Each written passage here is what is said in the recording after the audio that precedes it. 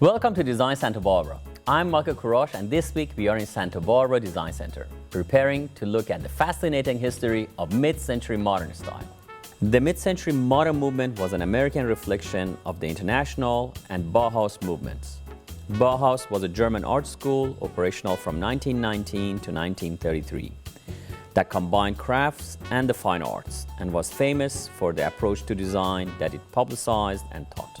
International style developed in the 1920s and 1930s, and it was first defined by Museum of Modern Art curators Henry Russell Hitchcock and Philip Johnson in 1932. It is defined by the Getty Research Institute as the style of architecture that emerged in Holland, France, and Germany after World War I and spread throughout the world, becoming the dominant architectural style until the 1970s. The style is characterized by an emphasis on volume over mass, the use of lightweight, mass-produced industrial materials, rejection of all ornament and color, repetitive modular forms, and the use of flat surfaces, typically alternating with areas of glass. Combining the two movements, mid-century modern style spans the mid-1940s through 1960s. The end of World War II brought about great changes across the U.S. as returning soldiers, along with their brides, created huge demands for new housing. The sudden surge led to what was known as tract housing, which sprung up in former rural areas at the edge of the cities and towns. Tract housing was simple in design and cut corners in certain places so that the homes could be built faster. Brazilian and Scandinavian architects were very influential at this time, with a style characterized by clean simplicity and integration with nature. Like many of Frank Lloyd Wright's designs, mid-century architecture was frequently employed in residential structures with the goal of bringing modernism into America's post-war suburbs. This style emphasized creating structures with ample windows and open floor plans, with the intention of opening up interior spaces and bringing the outdoors in. Many mid-century houses utilized then groundbreaking post and beam architectural design that eliminated bulky support walls in favor of walls seemingly made of glass. Function was as important as form in mid-century designs, with an emphasis placed specifically on targeting the needs of the average American family. Pioneering builder and real estate developer Joseph Eichler was instrumental in bringing mid-century modern architecture known as Eichler Homes to subdivisions in Los Angeles area and the San Francisco Bay region of California, along with selected housing developments on the East Coast. To this day, one of the best places to view Eichler Homes and other mid-century modern styles is Palm Springs, California. At the heights of its popularity, mid-century modern homes in this desert oasis were owned by the likes of Frank Sinatra, Lucille Ball, Desi Arnaz, Bob Hope, and many more. When we come back, we will look at mid-century modern's influence on industrial and public architecture.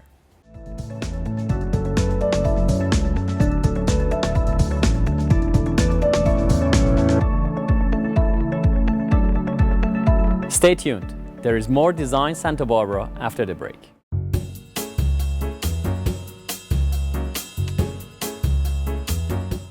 On this edition of Michael's Minute, I would like to talk to you about mid-century modern furniture. Mid-century modern is described as the period between 1933 and 1965, in which designers such as Eames and Nakashima used clean lines and futuristic materials to propel design into a post-war era.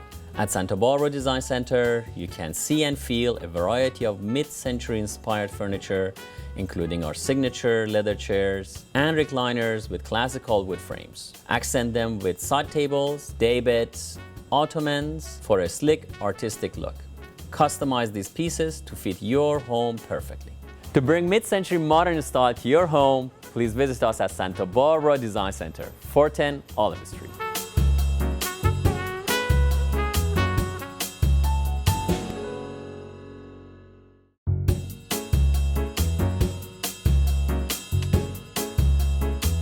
This week on Michael's Minute, we are going to talk about rug cleaning and restoration.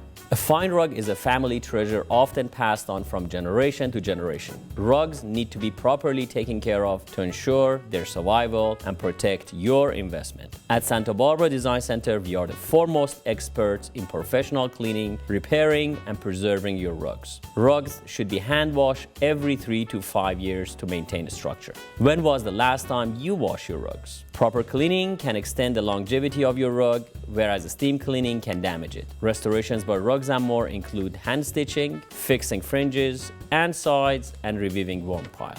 For the finest restoration and cleaning, bring your rugs into Rugs & More at Santa Barbara Design Center today, 410 Olive Street.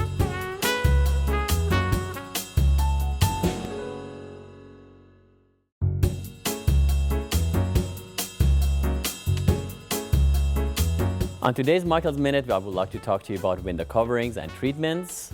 Here's our specialist, Kara. Kara, would you kindly please tell us about the window treatment? Absolutely. Here at the Santa Barbara Design Center, we do both hard and soft window coverings. These are our Norman shutters. And what you can do is you could partner these with our treatment. I've also seen some other of our clients partner with something a little bit more shimmery. Aside from the hard treatments, we do designer window treatments, and they come in an array of different colors. The big suggestion I have is don't be afraid of color and keep your finials and your rods very simple. Well, thank you very much, Kara. I appreciate it. To see thousands of different window coverings, please come to Santa Barbara Design Center, 410 Olive Street.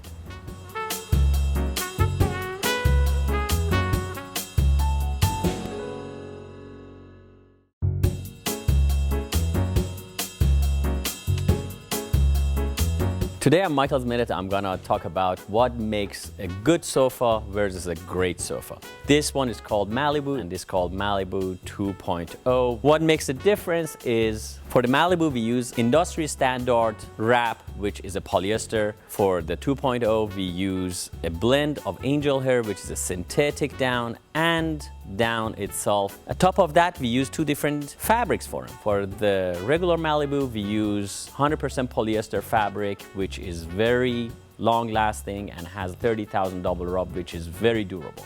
For the 2.0, we use the highest quality linen in the market. I would like to invite you to come and see these in person. Come see me at Santa Barbara Design Center, 410 Olive.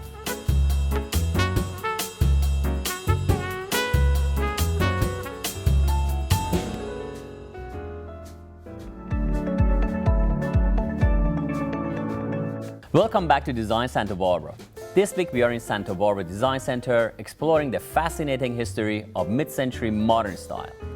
Now let's look at how mid-century modern influenced architecture around the globe.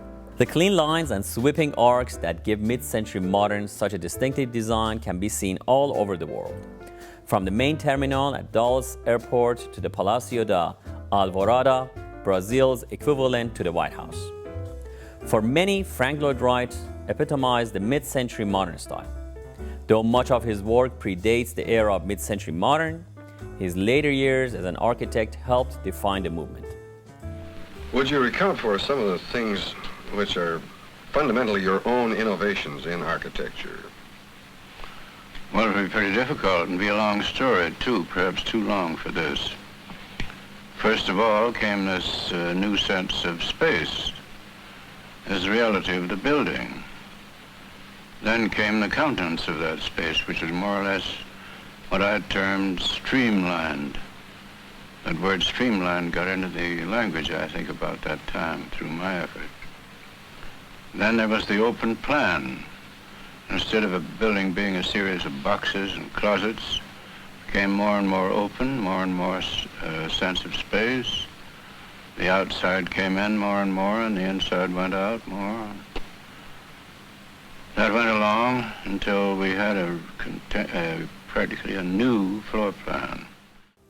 In 1943, Wright penned a letter to Solomon R. Guggenheim stating, "I can see a tall building of a new type perfectly appropriate to our purpose, having monumental dignity and a great beauty." That purpose was to house one of the world's finest collections of art. Supervising the project up until his death, Wright's design of the Guggenheim is similar to a Nautilus shell. with continuous spaces flowing freely one into another. Though Wright's work is truly prolific, of over 1,000 designs he conceived, only 532 were actually constructed. The tallest of his works is the 19-story Price Tower in Oklahoma. 3 years prior to his death, Wright proposed the construction of the world's tallest building in Chicago. It was to be known as the Illinois and would have been 528 stories and a mile tall, with mid-century modern style clean lines jutting up toward the sky. Though never built, it served as an inspiration for the Burj Khalifa in present-day Dubai, which at 168 stories is the world's tallest building. Mid-century modern furniture also reflected this movement with clean, simple designs that emphasized curves, geometric shapes, and other angles instead of the more elaborate and ornate appearance that was common in both furniture and housing of the pre-World War II era. Examples of the mid-century modern style in furniture include the famous egg chair created by Arne Jacobsen, or the Eames lawn chair as fashioned by Charles and Ray Eames. Arguably, the most telling rise in furniture design was how it was not regulated to a single purpose. For example, chairs could be used for many different reasons rather than being regulated to the living room, kitchen, or den. Tables became places where people would eat, write, stack magazines, play cards, and more. No longer was furniture limited to one purpose, which in turn created a more uniform style in many different homes. Even furniture that was still used for a singular purpose took on a simpler, straightforward look. Coffee tables, for example, became neat and clean in design with an emphasis on lines and angles as opposed to being ornate. Harkening back to the Bauhaus movement, the Vasily chair, designed by Marcel Breuer and named for famed painter Vasily Kandinsky, has been in continuous production since the 1950s. Another fantastic example of mid-century modern design is the woodworks of George Nakashima.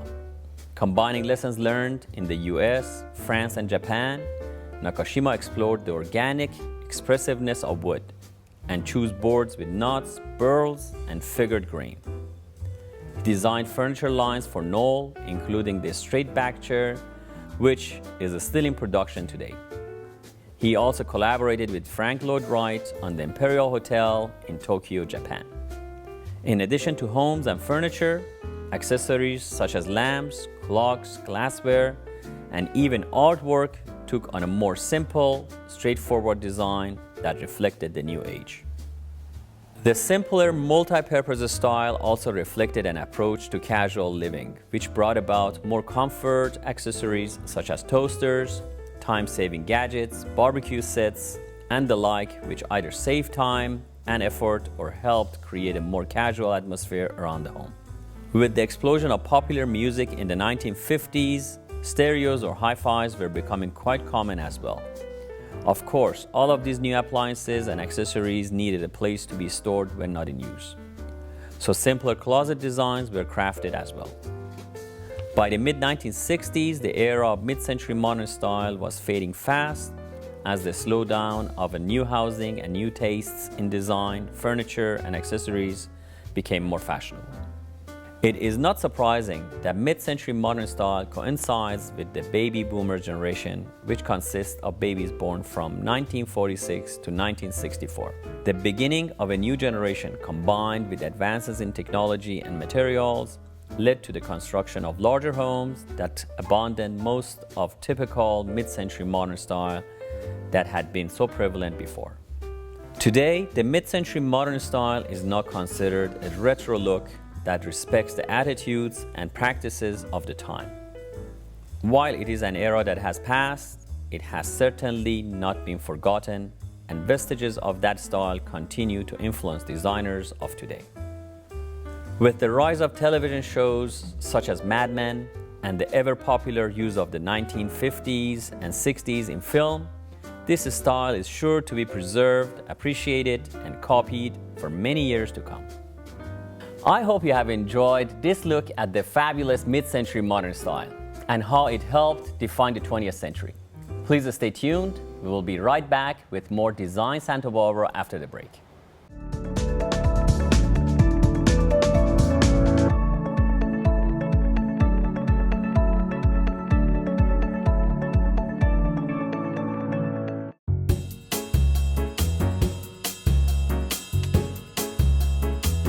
Today on Michael's Minute, I want to talk to you about transitional rugs. Although still majority of rugs we sell, they are traditional and classical rugs, but nowadays more and more designers and the projects they have requires transitional and modern carpet. On this side, we have a very beautifully handmade rug that has classical designs from Ziegler and Company, Sultanabad. On this side, we have an Uşak design. Uşak is a town in Turkey that originally made classical Turkish designs from 1,000 years to today. They're still making them. This particular one has a classical design, but has all the colors of today's interior. So it's beige with a little bit of eggplant color and gray in it. To see thousands of transitional, modern, and classical rugs, come to Santa Barbara Design Center, Fort and Olive.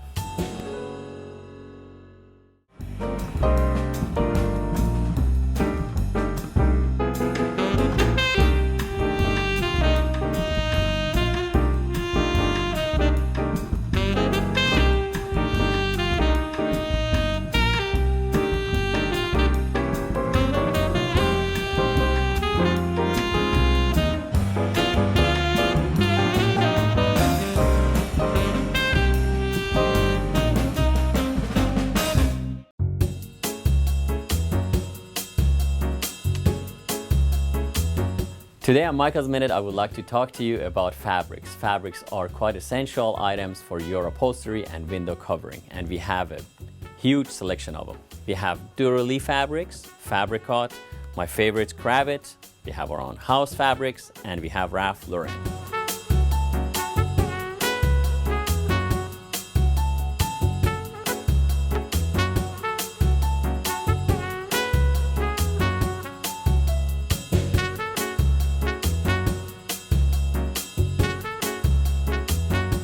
For indoor-outdoor use, we have many different fabrics, and I would highly recommend you to come to Santa Barbara Design Center to see the largest selection of fabrics in town. Santa Barbara Design Center, Fort and Olive.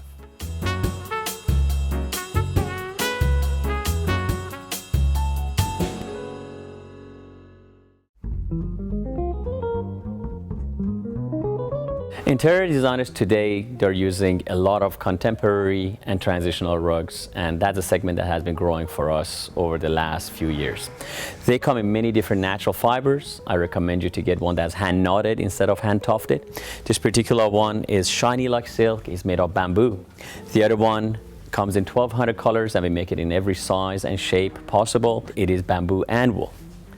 And then we have this beauty that is very modern, but at the same time has colors of today's interiors.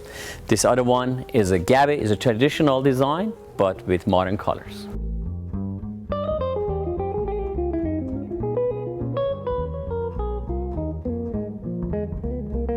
If you are looking for a modern or transitional rug, please come to Rugs and More at Fort and Olive, and I will be happy to help you.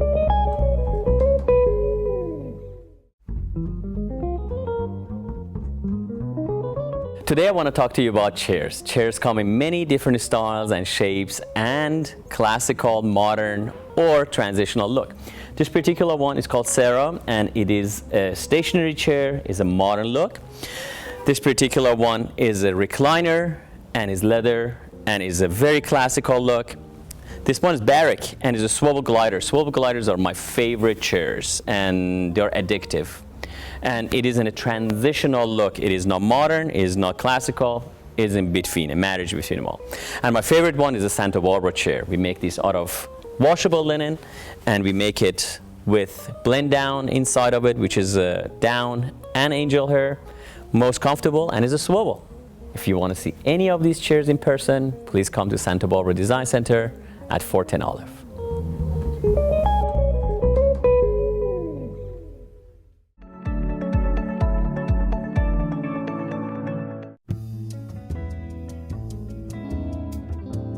Today on Appraisals, we have these beautiful, stunning Chinese roof tiles. The intriguing part about these Chinese roof tiles is that not too many of them survived, and not too many were produced to begin with. They were only allowed to be used on official emperors' offices or high offices of the government back in the 17th, 18th centuries. The dragon is basically the symbol of Chinese emperor, and only imperial officers were allowed to use. The unusual thing about this particular one is one side is a dragon, the other side is a phoenix. Again, in old cultures, they were hoping of these two mythical creatures to meet each other and basically have a fight, because with their tear, blood, and sweat, rain created, and when they yell at each other was a thunder. I followed that. Every culture has this, especially the Eastern cultures specifically. They're beautiful. They're in perfect condition. Usually you don't get them in this shape because they are 200-300 years old, and they are made of clay, and they are at the rooftop outside. So I've been fortunate to have these, and I treasure them pretty much. So you have seen the dragon side. Let me flip it around and you look at the phoenix side of it. All right, now you look at the other side of it. See how beautiful and intricate this phoenix is. These are done by hand. There's no machines or there is no special tools to make them. They made them, they took them up all the way to the top of the roof and installed them. So lucky they're not in California, otherwise the earthquake will shake them and drop them. But they are here, and it's just mind-boggling how beautiful they are, and they create a beautiful sensual feeling. I love mythical animals. In today's fair market value, I appraise them for $10,000 to $15,000. Thank you for joining us for this week's appraisal.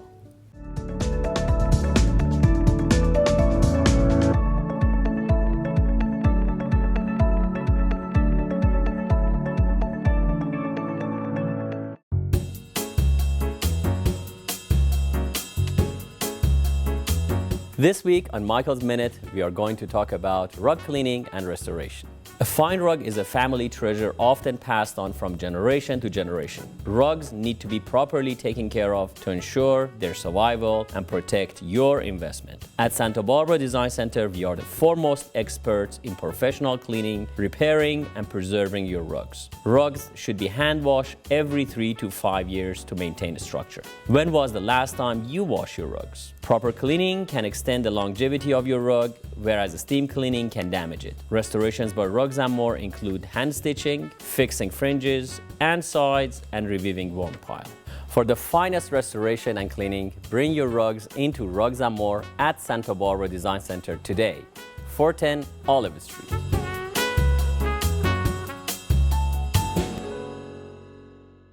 Welcome to Rugs & More. We provide the West Coast with the most comprehensive collection of new Oriental and antique rugs. Rugs are solid art investments and often become cherished family treasures. Our limitless inventory will warm up your home. Exotic or traditional, tribal or modern, our rugs weave stories through intricate patterns, compelling colors, and touchable materials. Number 1 in Santa Barbara for over 20 years. Visit us today at Rugs & More, 410 Olive Street in Santa Barbara.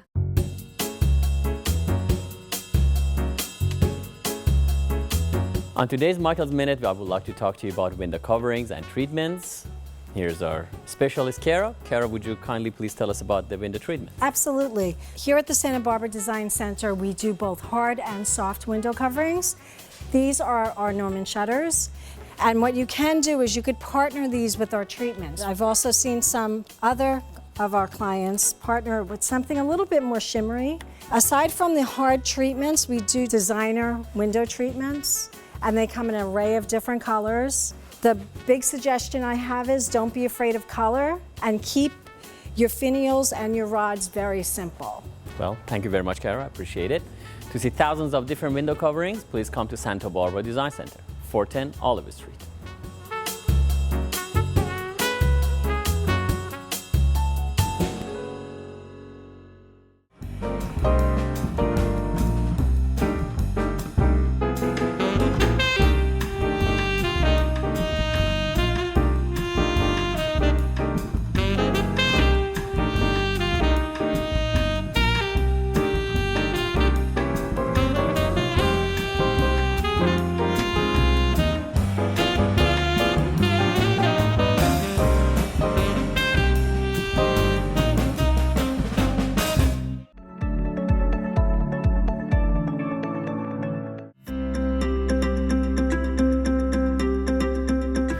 So today on Design Santa Barbara, I have my dear friend Mariah, and I had a question from you that comes up a lot and a lot of people don't know the answer. So I know you do a lot of Tuscan and Spanish colonial homes. That's what our neighborhood is about. But a lot of people don't know the difference. So maybe you can explain to our viewer what is the difference between a Spanish colonial house and a Tuscan home. All right, well, in a Tuscan house, most of the design comes straight from Italy. It doesn't take much from all the surrounding areas. In a Spanish house, it's taken from the Moors, it's taken from Turkey, it's taken from France, from Italy, from all around, so it's much more inclusive.